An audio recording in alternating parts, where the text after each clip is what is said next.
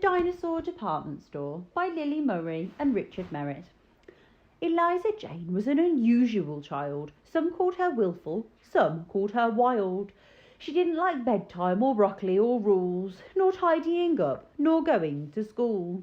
So it didn't come as a great surprise when on her birthday Eliza Jane cried, "Mummy, Daddy, now that I'm 4, I'd like you to buy me a real dinosaur." Her parents weren't keen, it had to be said. They wished she had asked for a rabbit instead.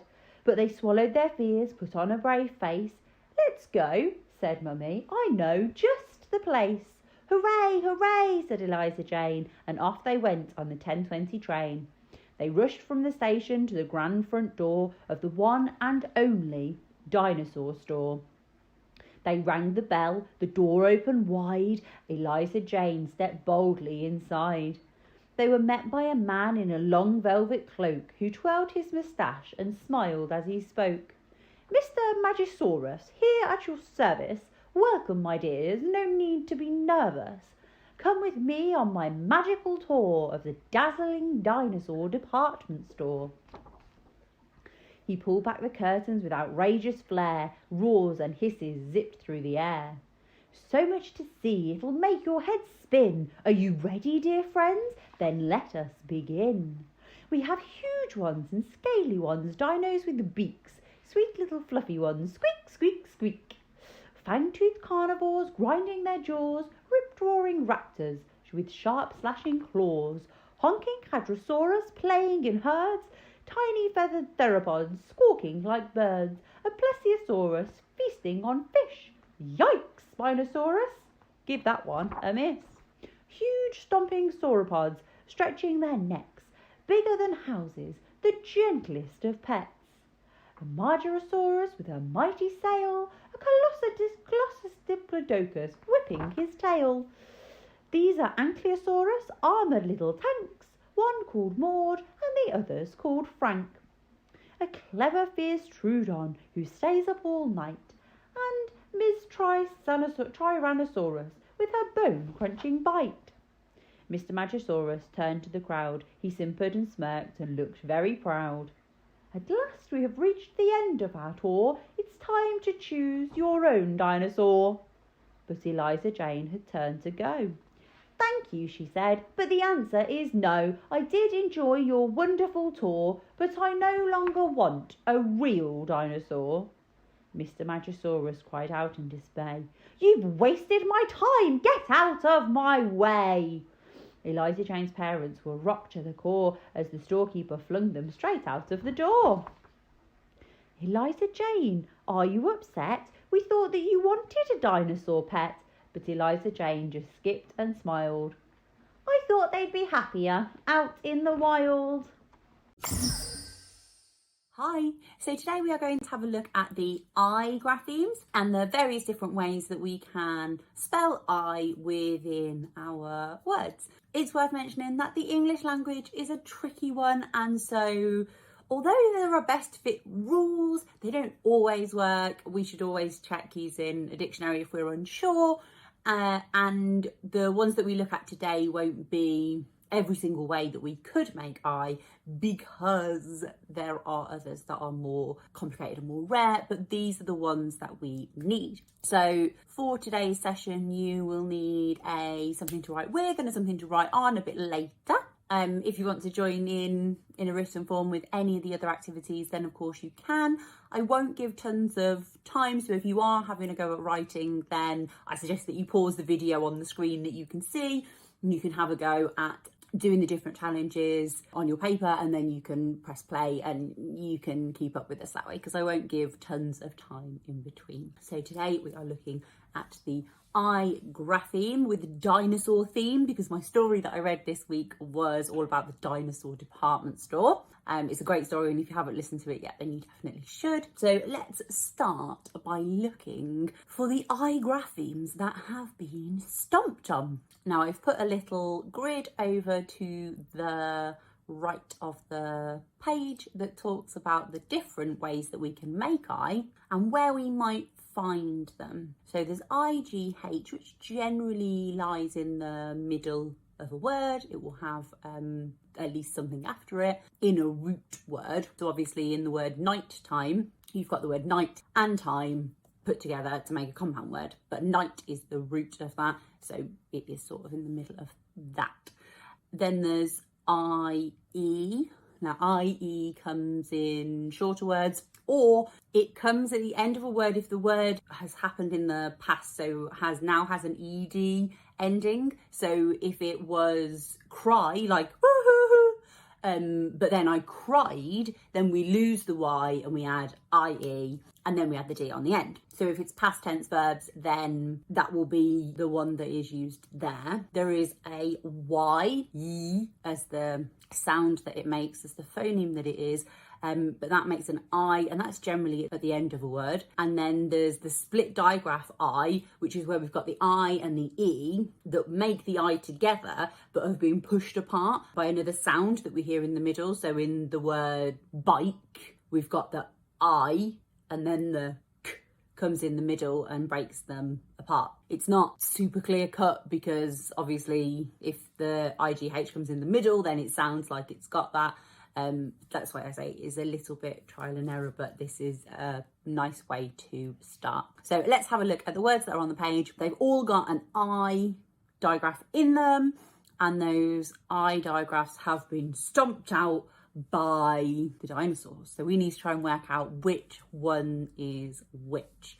So I will give you a little minute to have a look. The grid is still there that you can use to help, and then we will see if we can work out which one fits in each of the different words. Some of them are easier than others to spot. Let's start at the top. So the word at the top is right, and it looks to have quite a big trigraph. Tri meaning three, so it's got quite a big grapheme in it. So it is the trigraph. There's only one there that is 3 letters, so it is IGH. The next word is cry. Now this is at the end.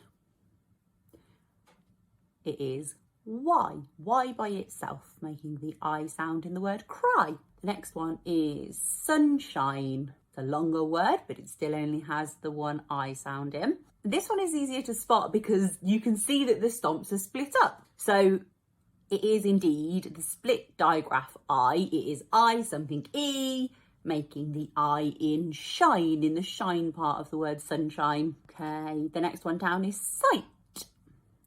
Now the giveaway in this is to look for the size. It's a big grapheme, therefore it is IGH. It's in the middle, sight. This is sight as in being able to see something, but if we wanted sight like a building site, then that would actually be the split digraph I sound in that one. And that's how we can tell the different spelling, different meaning. Not always, but sometimes. It's helpful when it is like that. Okay, let's go down one to the word cried. So we had cry earlier and that ended in Y. And this is cried, it already happened in the past.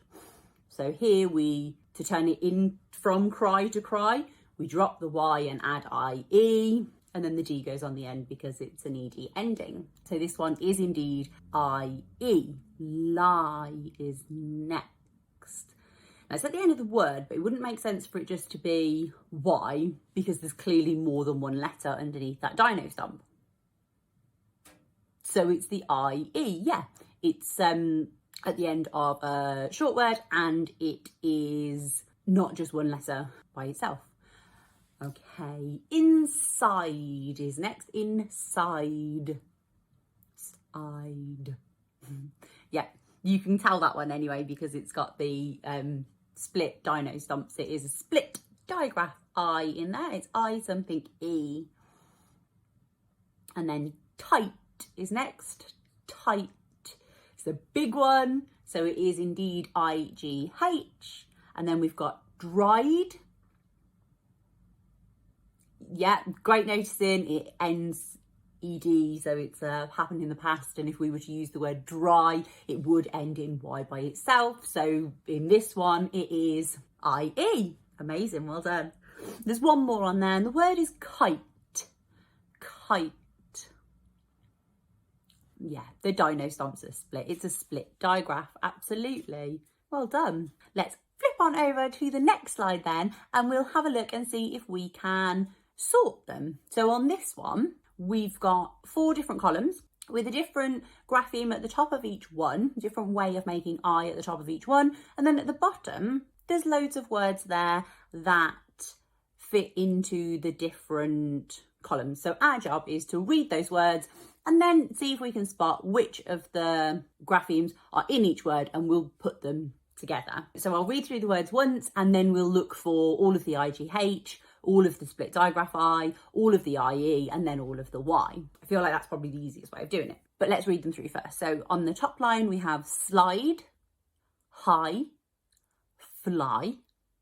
Underneath, pie, night, cry, slime.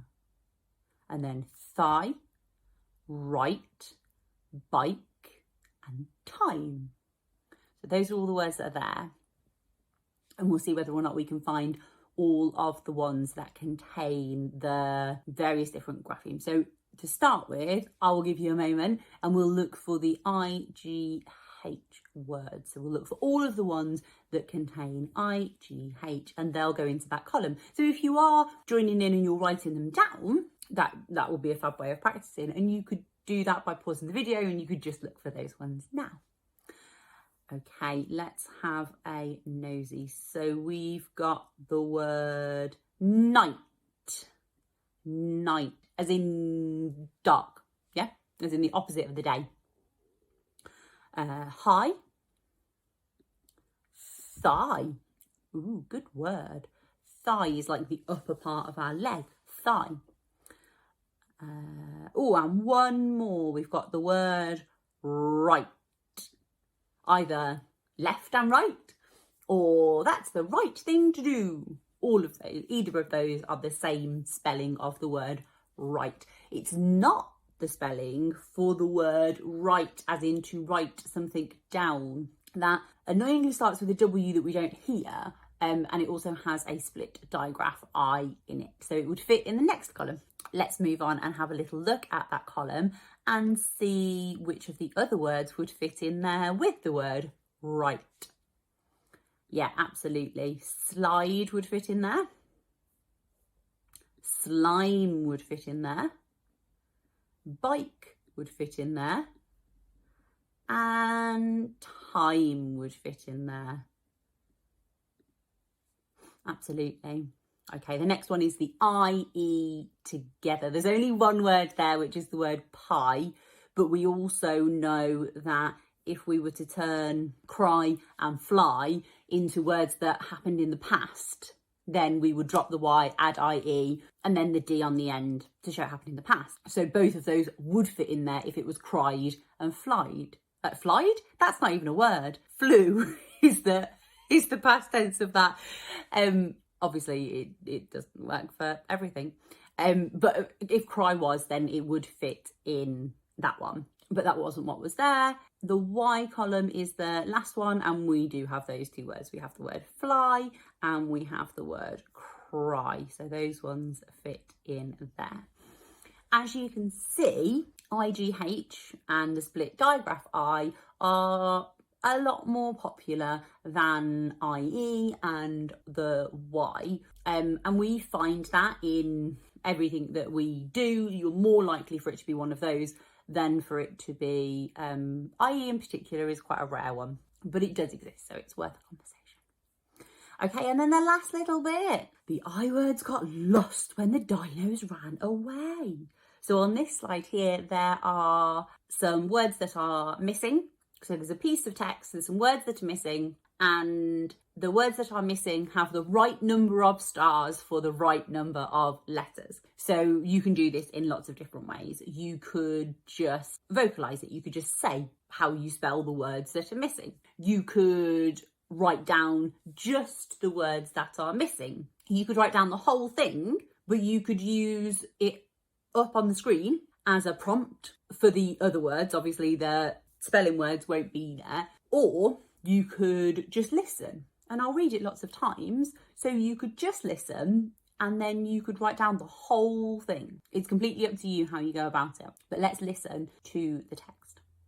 At last, night was over and the sunshine came out. Hooray, little Dino cried. The fair has arrived. Let's go on the rides and the bikes and the slides and see if we can win a prize. You get 5 tries. Okay, so lots and lots of I words in there. Let's read it through again and I will stop at the I words. So, at last night was over. At last night. Night is that first I word. So at last night was over. And the sunshine, so sunshine, shine, shine, and the sunshine came out. Hooray, little Dino cried. Oh, cried. Cried. Remember, that's an ED one that happened in the past, and the word cry would end in Y. The fair has arrived. Let's go on the rides. Ooh, rides. And the bikes. Bikes. Ike. And then S on the end afterwards. And the slides. Slides. And see if we can win a prize. Prize. You get 5 tries. Oh, that's mean, but there's 2 there. 5 and tries. Okay, I'm going to read the whole thing one more time for you. At last night was over and the sunshine came out. Hooray, little Dino cried. The fair has arrived. Let's go on the rides and the bikes and the slides and see if we can win a prize. You get 5 tries. Okay, let's have a little look at all of the words that were in there. So we'll just look at the words this time. So the first one was night. Night has a long I sound in it. It is I-G-H. Sunshine is next. It's a big old word, but if you break it down, you can absolutely do it because you can do sun and then you can do the shine part, and that is a split digraph I in there. So it is I-N-E. The N breaks up the I and the E. Cried, I sort of gave a hint. It would be cry, but it had happened in the past. So that one is I-E.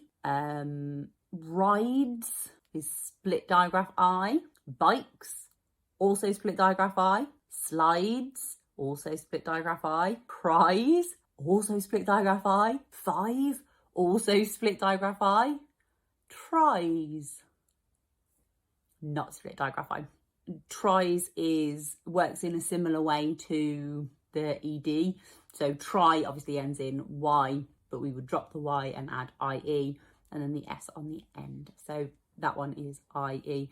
And I did just notice as well that there is also the word arrived had an I in it as well. And that was a split digraph one, an I something E one, but I didn't actually put that as a starred one. Never mind. I hope you did brilliantly. If you need to practice, then that's absolutely fine. See if you can hear some I words while you're out and about today. But whatever you do, have a great day. So today we are going to have a look at number 1s to 20, and what that means is all the different ways that we can make 20 using just 2 numbers. It's really handy to know them because you can then use that and apply that to lots of other maths. So they are something that's really useful to learn in the same way as the number bonds to 10. So if we're looking at number bonds to 10, let's practice those really quickly. If I said 1, what do you add to 1 to get to 10? 1 and 9. What about if I said 5? 5 and 5. 4? 6. 4 and 6. 7. 7 and 3. 8 and 2. So also 2 and 8. Yeah, we can use that to help us when it comes to doing our number bonds to 20 as well. So a really easy way to do this is to do a little bit of exploring. So we could do with 20 of something. It doesn't matter what, but we could do with 20 of them. Alternatively, we could do it using something to write with and something to write on. It might take you a little bit longer that way. So it's completely up to you. Either you need something to count with and you need 20 of them, and something to write with and something to write on, because that will be useful to record what we find, or just something to write with and something to write on. Pause the video, go find them, and then I'll meet you back. Okay, right then. What we are going to do with those things is we are effectively going to discover how we can split them into different groups. So put your 20 things down and split them so that you've got one by itself and then all of the rest. Now count how many in all of the rest. I'll give you a minute because it's lots.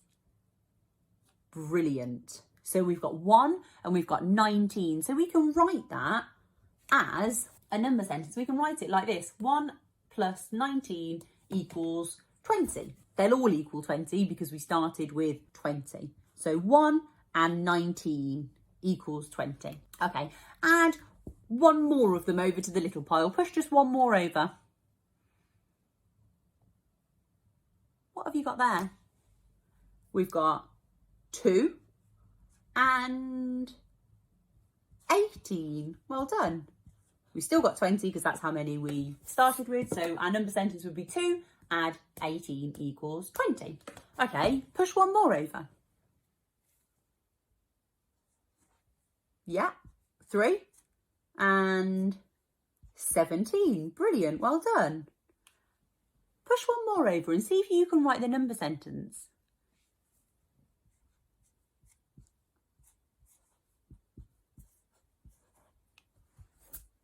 Nice job. Here we go, look. So we had 1 and 19, 2 and 18, 3 and 17, 4 and 16. So in terms of a pattern for this, these ones are going up and these ones are going down. So we could continue with that pattern either by continuing on the same journey and moving some over, or by using the pattern to help us. So I know that it will be 5 add 15 because the 5 is going up and the other one is going down. And then it will be 6 add 14 and 7 add 13 and 8 add 12 and 9 add 11 and 10 and 10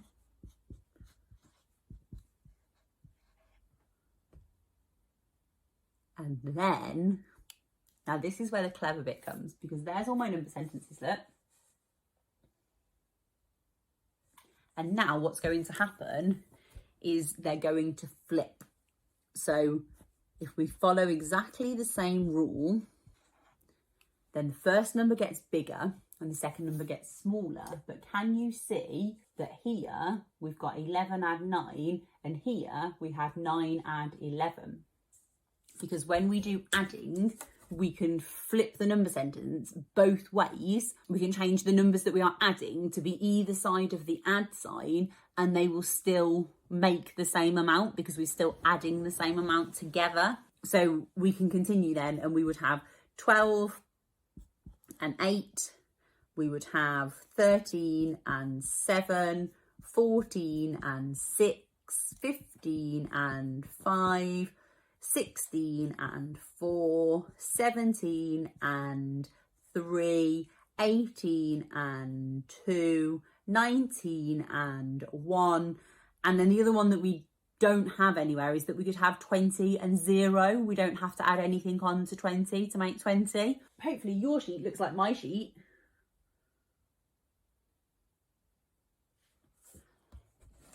And we can then use those to practice. So we can leave them there and then we can refer back to them. We can look back and use them to help us when it comes to practicing what those number bonds to 20 are. So we've discovered them, we've split up our things, or we've looked for the patterns, and we've created all those different ways of making 20. And now what we have to try and do is to try and learn them. Some are easier than others, and in actual fact, if you think about it, we only have to learn half of that list, because if we learn these ones here, and these two here, because I wrote a bit big, if we learn those ones, we know all of the other ones because the other ones were just them reversed. Well, it's the same two numbers making it. So let's start with some easy ones. Like, what would we add to 10 to make 20? Yeah, absolutely. We would add 10. 10 and 10 make 20. And then we can do the ones that are like 19. Well, yeah, 19 is we need one more. So 19 and 1, or 1 and 19. We can also do the ones that are near there. So 2 and 18, or 18 and 2. We could do 5 and 15.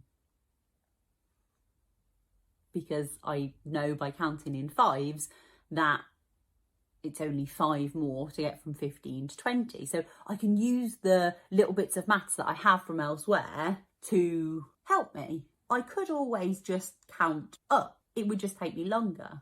But the more I practice, the better I will become. I'm going to give you a number and you are going to tell me what I would have to add to that number to get to 20. And we're going to see if we can do it in a 5 countdown. Okay, so what would I add to this one to get to 20? Absolutely, I'd add another 10. 10 and 10 make 20. What would I add to this one?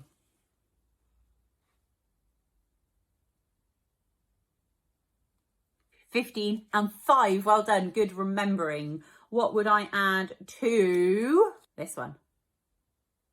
Yeah, well done. You can use exactly what we just did. So 15 and 5, but also 5 and 15. Okay, what about if the number is... What about if the number is this? Just see whether or not I can catch you out with this. What about if the number is this? Yeah, 0. We add 0 to it. And what about if you start with that? Then you have to add all 20 to it. Yeah, absolutely. Well done. Okay, what about if the number is this? And if you need to count up, then that's fine. You've got time to do it. Well done. 16, 17, 18, 19, 20. It's 4. What about if the number is this? You're so smart. We can use this in exactly the same way. So 16 and 4 got us to 20 because we know that 10 and 10 make 20. So when it comes to starting with a single digit number, we know that we have to add on a teen number. But we don't need to be pie in the sky about what that teen number is because I know that 6 and 4 make 10.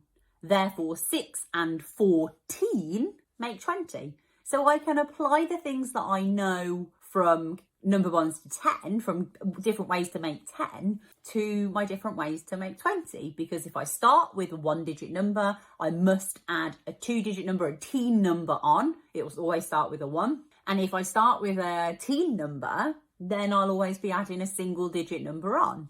In which case, I can sort of ignore the first digit and I can just think about making that number 1 to 10. So for example, if my number is this, make sure I get this right around. If my number is this,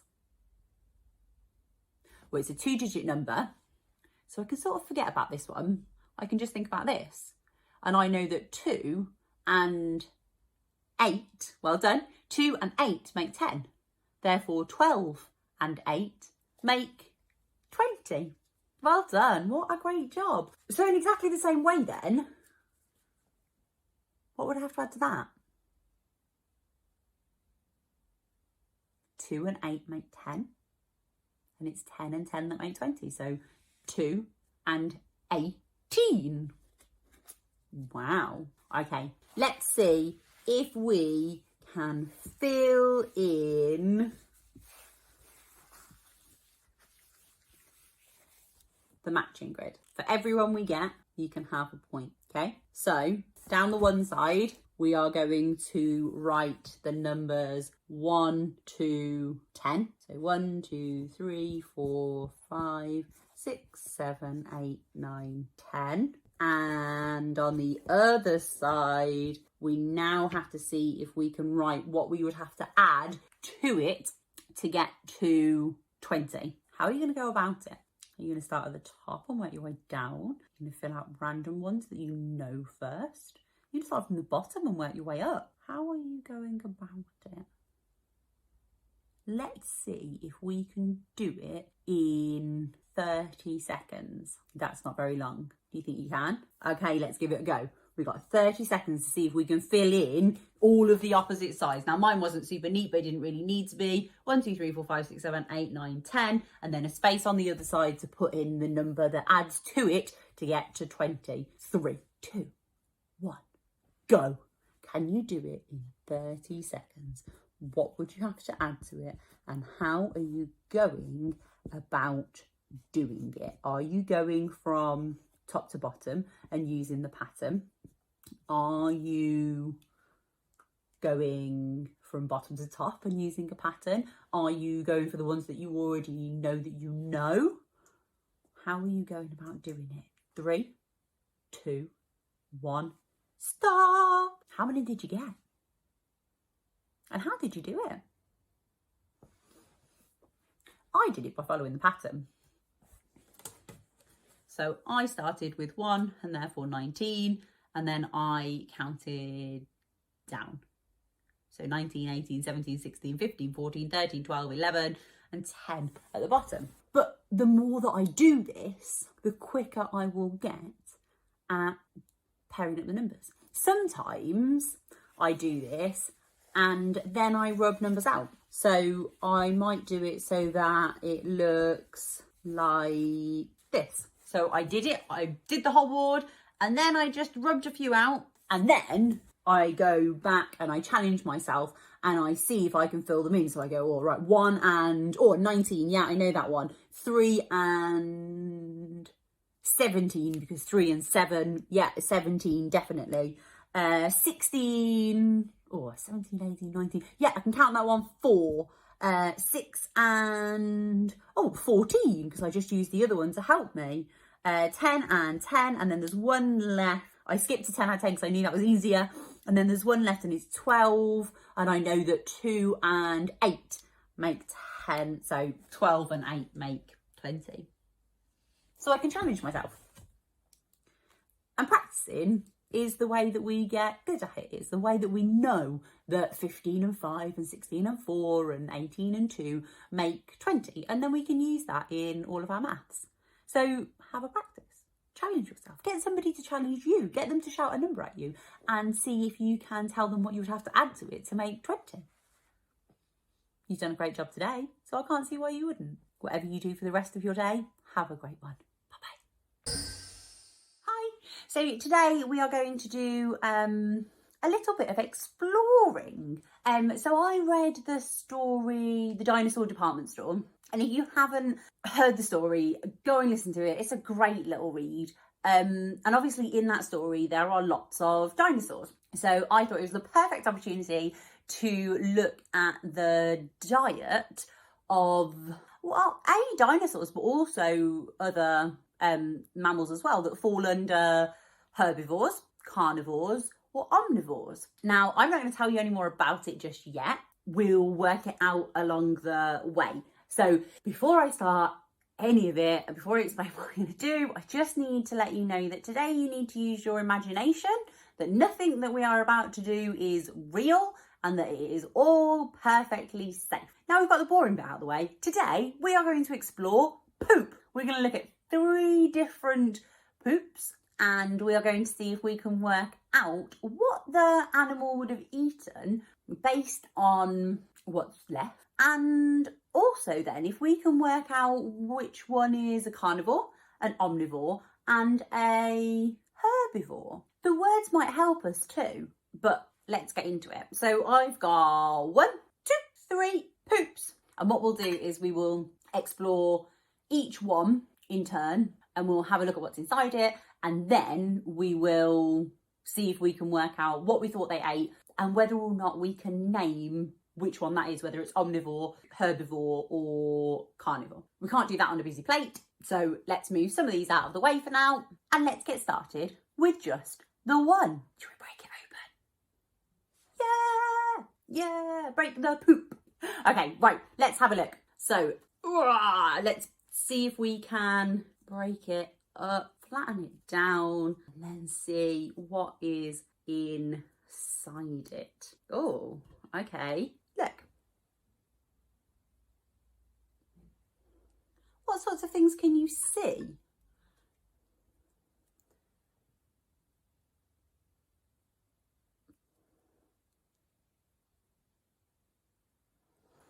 I can see vegetation. So I can see maybe grass or twigs. It's a bit green to be a twig, but maybe grass or shoots. What else can I see? Oh, I can see leaves. Yeah, definitely leaves there. I can see nuts and berries. And oh, what's that there? Oh, like a seed. Oh, okay. So this is number 1, and in it there were lots of vegetation. So there was lots of leaves and greenery, and then nuts and seeds and berries. I guess all things that could be found in or on plants. Oh. So do we think maybe this one might be a plant eater? So it eats leaves and vegetation. That's a good word. Can you say it? Vegetation. Just means stuff that grows. Okay, so it eats leaves. So it's got leaves and stems and things like that in there. And then it had nuts and berries and seeds and things like that. Okay, so all things that sort of grow wild in nature. Oh, so I wonder if this is we think this is a vegetable eater. So they only eat vegetables. Which of our words would fit that then, do you think? What were our words? Carnivore, omnivore, or herbivore? I think if we use the beginning of the word, if we use the bit that says herb, do you know what they are? Yeah, herbs are plants. So I am going to go for this one. Number 1 is a herbivore, is a plant eater. So plant eaters eat vegetation, they eat plants and seeds and berries and nuts and things like that. Okay, so that's their diet. They only eat those things. Let's have a look at poop number 2. So we've got a herbivore already. So we can have a look and see what we think in terms of this one. So I get into it. It needs to be so strong to do this. Let's see if we can, there's hard bits in this one. Let's see if we can squash it down. Oh, look at that. Hang on, let me see if I can just clean it off a bit. Oh, wow. That is fascinating. Look at that. What do you think that is? Absolutely. That's so cool. So this one has bones in. Do we think that we would get bones if it was a herbivore, if it ate only plants and vegetation? I wonder what else might be in there. Oh, what's that look? Oh, I think that might be another. Let's see, I think, yep, that there, look, is a bone. So it's obviously something that eats lots of bones. And then there's here as well. It's pretty cool. It looks like meat or skin or something to me. So I think that this one, there's not a lot to find in there. Look, it is just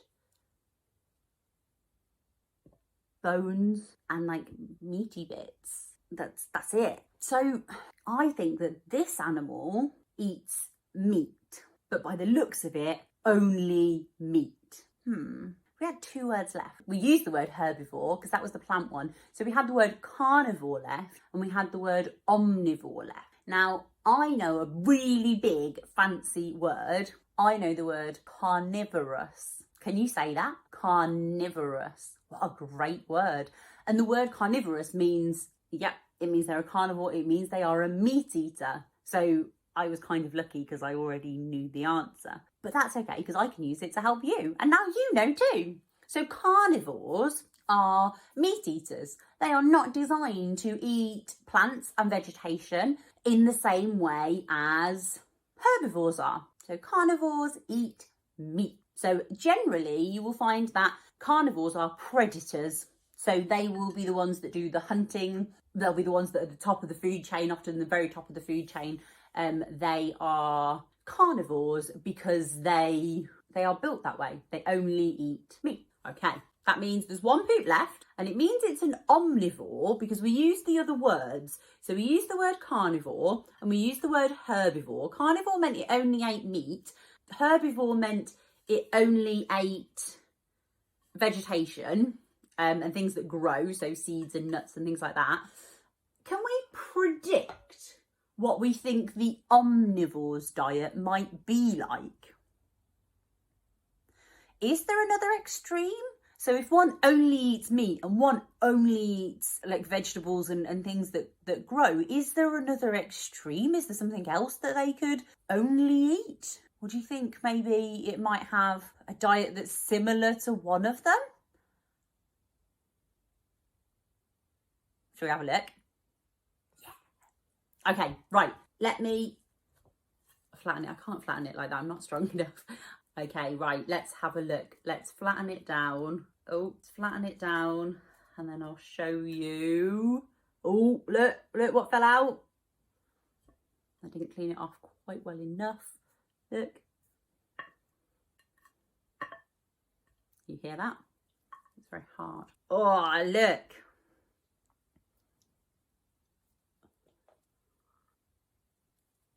It's got all sorts of things in it. Yeah, it definitely wasn't just a one-off. Look, there's another one there. And there's some bits of, oh yeah, there's some bits of like hard skin or like meat like there were in the carnivore one.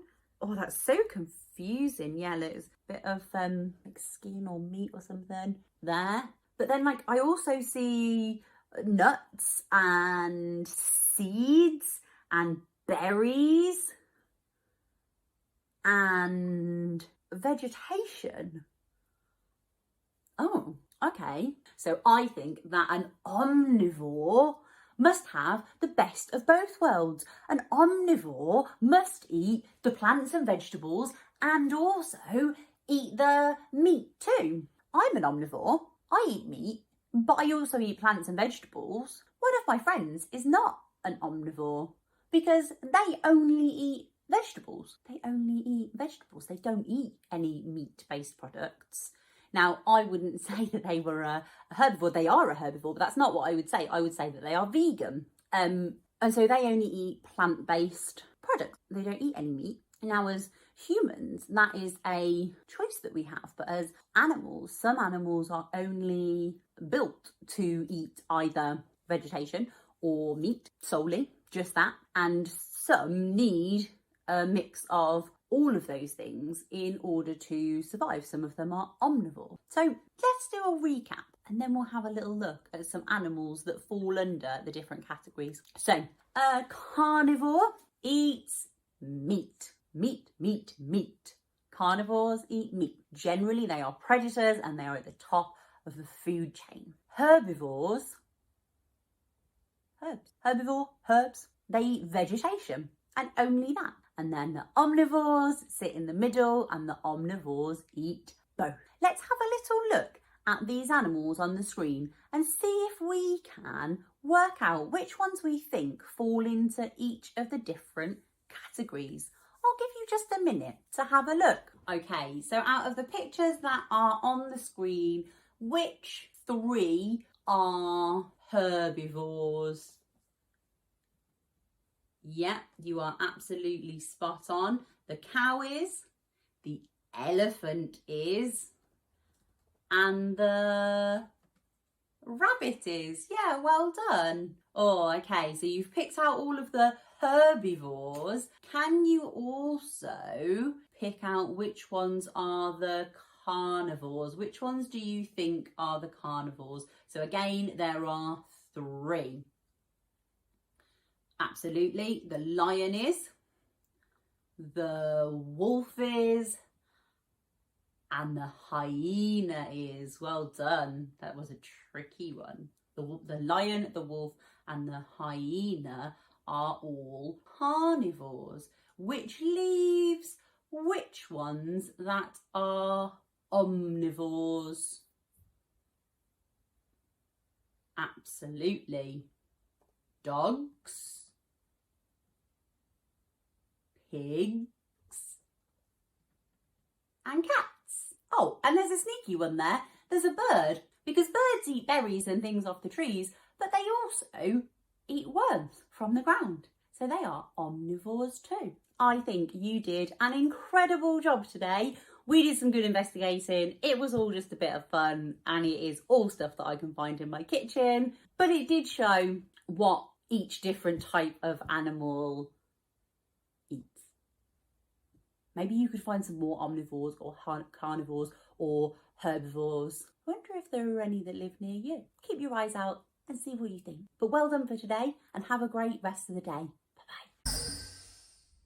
Hello, Angel students. Today I would like to talk to you about screen time and the effects it can have on our well-being. And when I refer to screen time, I'm referring to your phone, tablet, a laptop, desktop computer, or even the TV.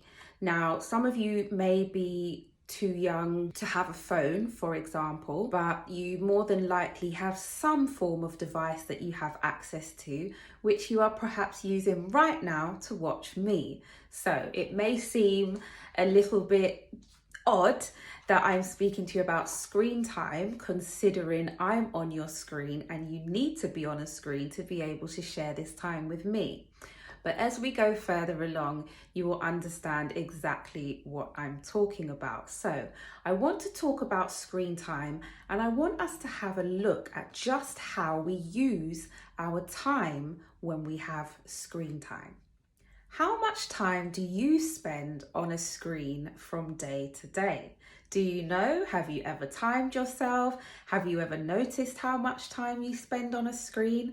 I think it's really important to have an idea of how much time we spend on a screen every day, like on a daily basis. What would you say, or what would you guess is the amount of time you spend on a screen perhaps? And my next question is, would you be willing to reduce that time and spend less time? Do you think you would be able to spend less time in front of a screen and spending your time doing other things?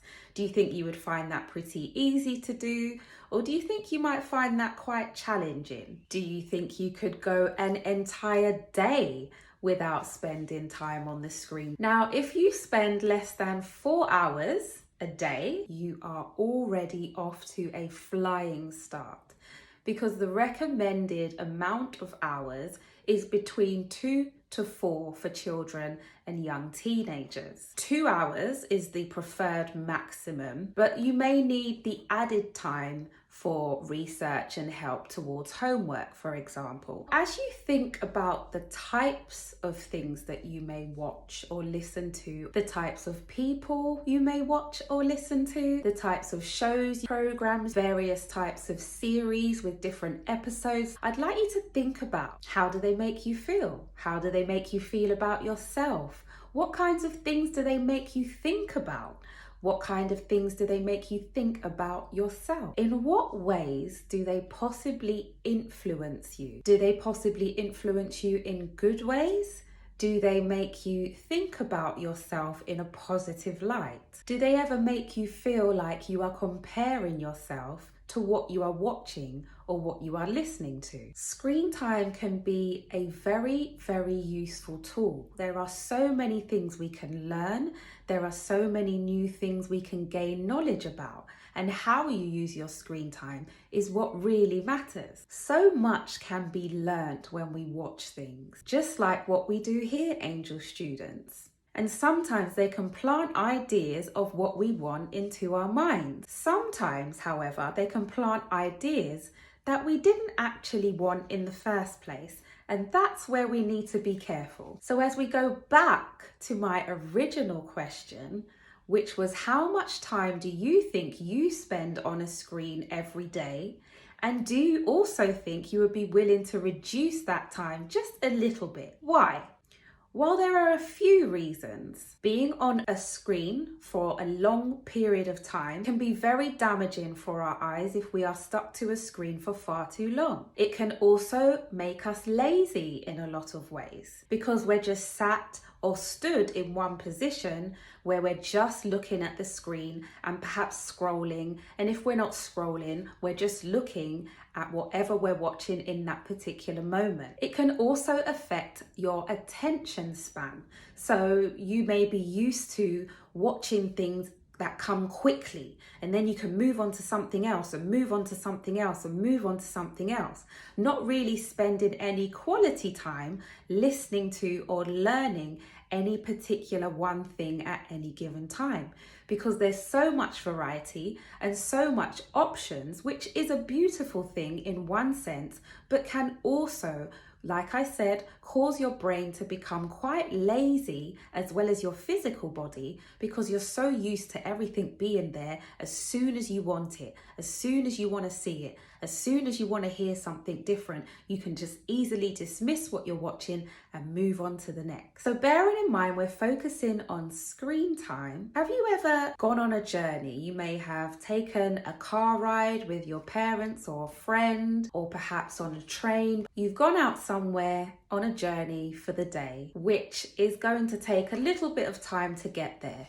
So you get your device out and you're having a look at whatever it is that you usually enjoy, whoever it is that you usually enjoy watching and listening to. And before you know it, you've gotten to your destination. And it seems like it was very quick because of the amount of time you've spent on your screen. So if you notice, time goes very quickly when you have a screen in front of you. But think about all of the things that you've missed out on. You've missed out on how you got there. You could have learned a whole new route of how to get from point A to point B. You've missed out on all the beautiful things you could have seen on your way there.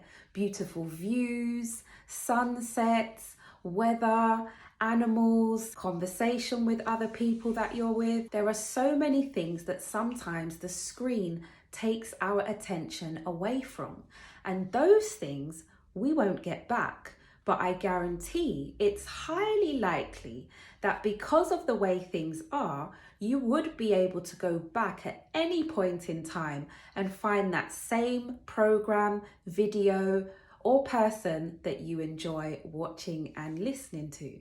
But when we stick with what's going on around us, we won't necessarily get those moments back again. So take a moment to just have a think about who and what types of things and people you like to watch and listen to when you have screen time. What do they talk about? What is the show about? And how do they make you feel?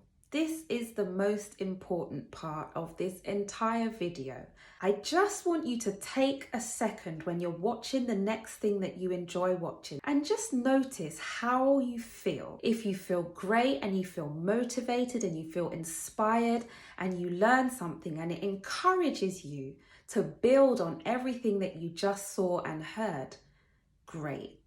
But if it doesn't, consider not listening to it anymore, not watching it anymore, because something inside of you doesn't necessarily find joy in that, doesn't really like that. But sometimes we can get into a habit because it's something we've always done. So we simply continue to do it when we have a choice to not do that anymore. There's a very well-known saying that says, if you continue to do the same thing, you will continue to get the same result.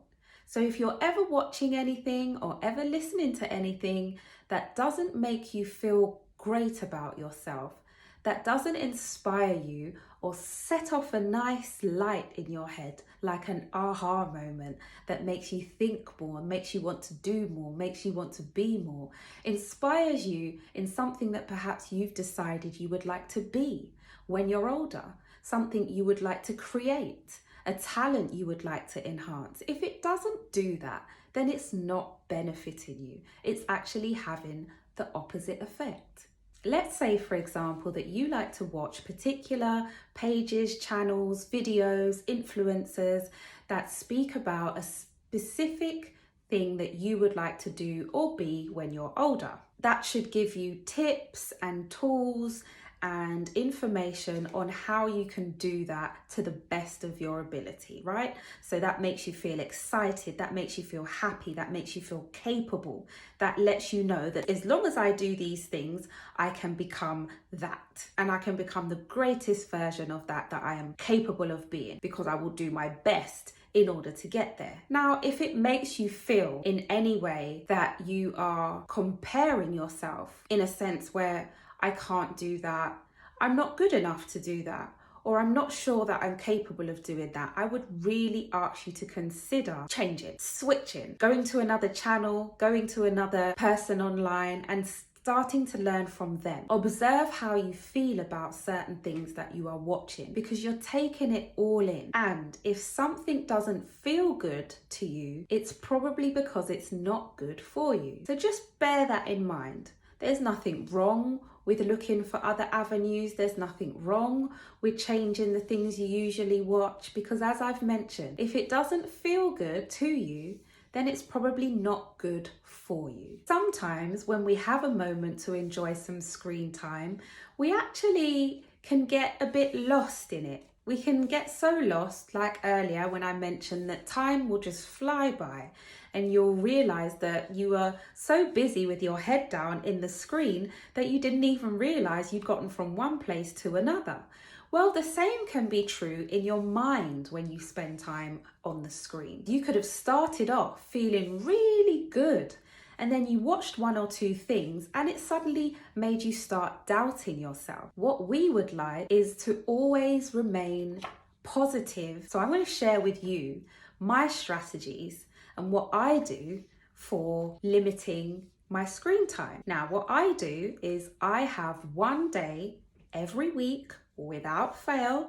It's not something I negotiate, where there is no screen. The most important thing that I find within that time is connection, and not just connection with other people and my loved ones, but connection most importantly with myself. What I am going to encourage you to try for this week is to watch your screen time, then limit your screen time. Now, you might do this by, once you've had a look at how many hours you spend on the screen per day, then you can minimize that. You can either add it up for the entire week and then minimize it on a whole, or maybe try using a timer so you can set the time to make sure you only spend a certain amount of time on your screen. Now, the most important thing to do when doing this exercise is to decide and plan what you're going to fill that time with. That is important because it starves any temptation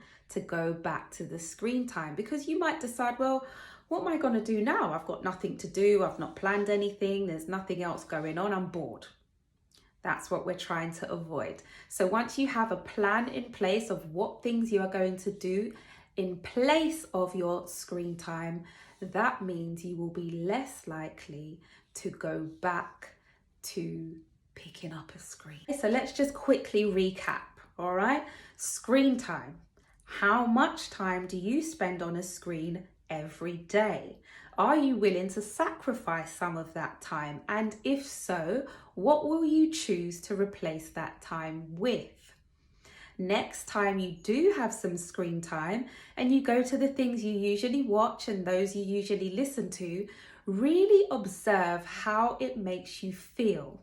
And we want to feel excited and happy and inspired and motivated and like we're having a good time and we're learning and we want to know more. We don't want any of the opposite. And if we're experiencing any of the opposite, it would be a good thing to consider not watching those things anymore. Take back control of your time and build connections around you, but most importantly, build the connection within you.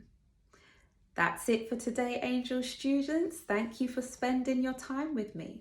Bye-bye. Hello everyone. Let's start with 3 breathing technique first before we do any warm-up. 2 foot wide. Keep your foot point straight. Shoulders down, head up. Release the tension from your shoulders and the neck. Arms straight, fingers straight. Turn your hands till you feel stretching. Breathing in. Collecting all the good energy into your body. Breathing out. Relax your shoulders, the elbow, hands pushing down. Imagine you're going to touch the floor. 2 more times. Breathing in through your nose. And breathing out through your nose. 1 more time.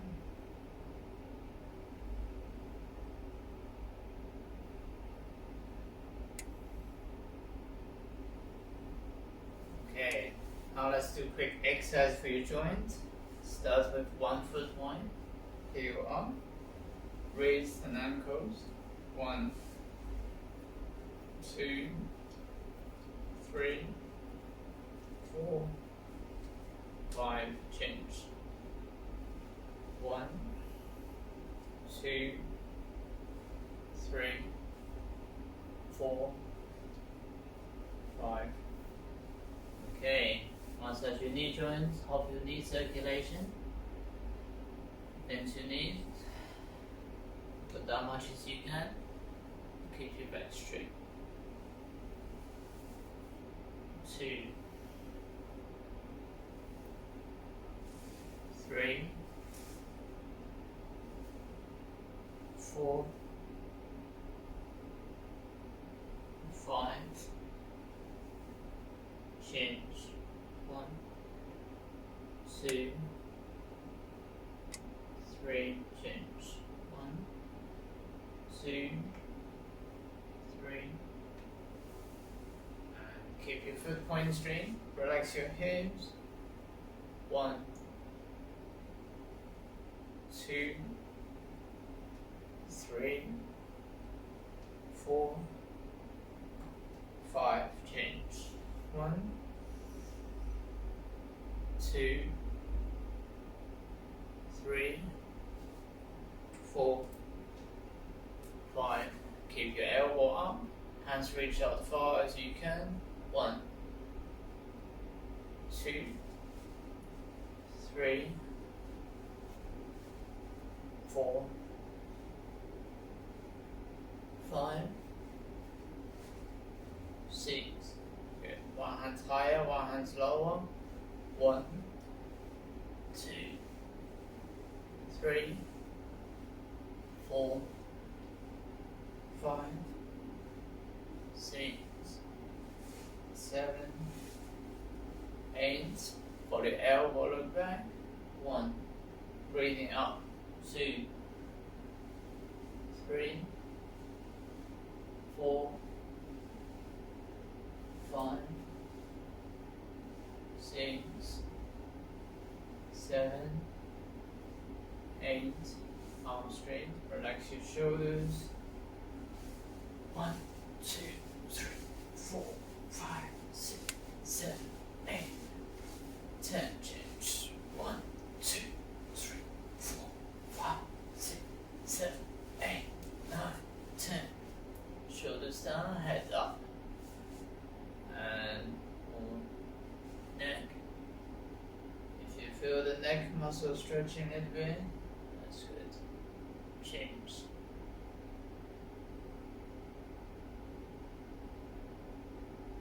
Okay, shoulders forward to maximum, up to maximum. Squeeze your shoulder blade together and all the way down. 3 times. 1, full circle. 2, 3, change. All the way back, forward, up, forward, all the way down. 3 times. 1, 2, 3. And relax your back 10 times. 2, 3, 4, 5, 6, 7, 8, 9, 10. Okay, good. So today we're gonna practice the kick. Yeah, last session we did the Mabu Chinese Kumbu. Today we're gonna do similar technique but with the kick. So first one we do to improve your flexibility, you slightly bend your knees, 1 foot forward. Make sure you lean forward from your hips. Yeah? You don't arch your body like this. You keep your back straight. Then you lean forward from your hips till you feel your hamstring hurt. When you feel your hamstring hurt, focus on your breathing. Use your breathing to stretch. 1, 2, 3, 4, 5. If you feel easier, you can try drop your shoe. 6, 7, 8, 9, 10, and change. Lean forward from your hands, keep your back straight. When you feel stretch, focus on your breathing. 1, 2, breathing in, breathing out through your nose. 3, 4, 5. You can try drop your shoe if you feel easier. 6, 7, 8, 9, 10. Very good. Relax your leg. And this time, let's practice one volume training. Keep your left knee up. Right hand, hold your left ankle.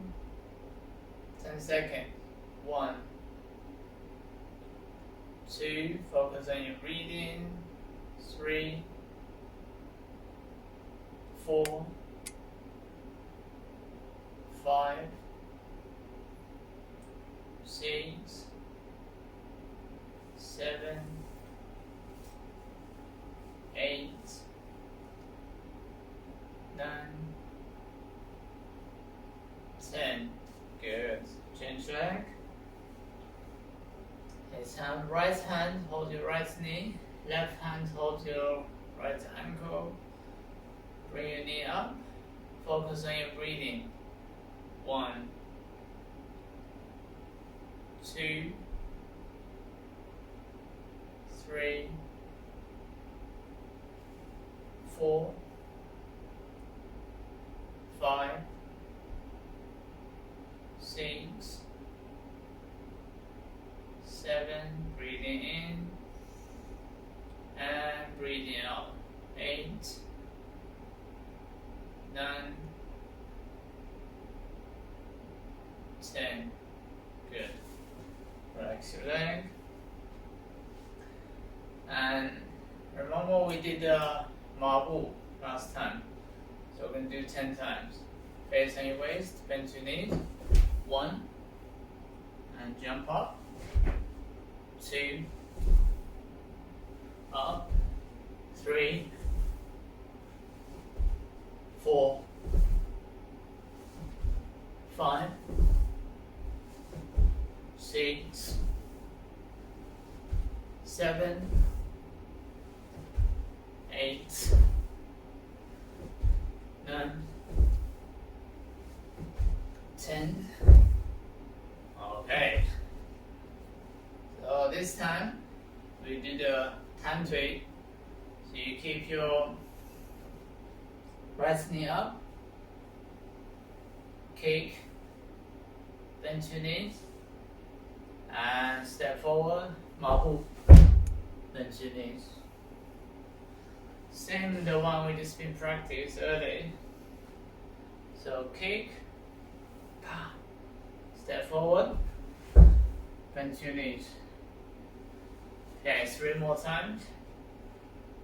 1, 2, okay. 2 more times. 1, kick. 2, bend your knees. Okay, last one. 1, 2, up. This time you can kick your left leg. Change leg, keep your left knee up, kick, finish, still bend your knees. Finish where you started. Then left leg forward, and bend your knees. Let's practice 5 times. Left knee up, then left leg forward.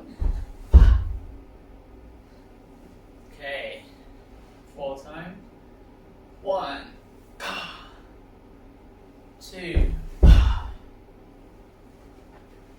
3, 1, 2. 2 more times. 1, 2. Last one. 1, kick. 2.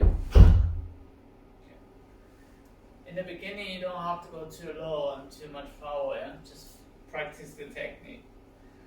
So this time we're going to do same kick, but use your hands to touch your shoe. So facing your waist. Earlier you just kick. This time when you kick, your hands forward, you touch your shoes. 10 times. 1, 2, 3, 4, 5, 6, 7, 8, 9, 10. Change leg. 1, 2, 3, 4, 5, 6, 7, 8, 9, 10. Okay. Let's do one more exercise, then we finish. Keep your face on your waist. Right hands touch your right shoes. Marble, block, punch. Yeah. So 1, marble, punch. Yeah. 1 hand block, 1 hand punch. Okay. Ready? 1. Bend your knees, block. 2, punch. Yeah. 3 more times. 1. Bend your knees, block, and punch. 2 more times. 1, 2. Last one. 1. Block, punch. Yeah. So when you finish the movement, that is 1 hand block above your head, 1 hand punch. Yeah. Kick finish, block, and punch. Okay. So this one is the new movement we did today. Next time we're going to repeat both of them together. Okay, follow me in last breathing exercise. Now we'll finish today. Foot point straight, shoulders down, head up. Breathing in. Collecting energy to repair your body. After exercise, you can recover faster. Breathing out. Relax your shoulders, elbow. Imagine using your hands to touch the floor, pushing down to maximum. 1 more time. Breathing in. And breathing out.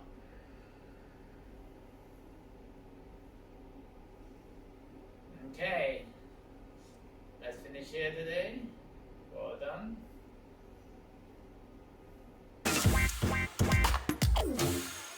Please like and subscribe so you can get more and more lessons.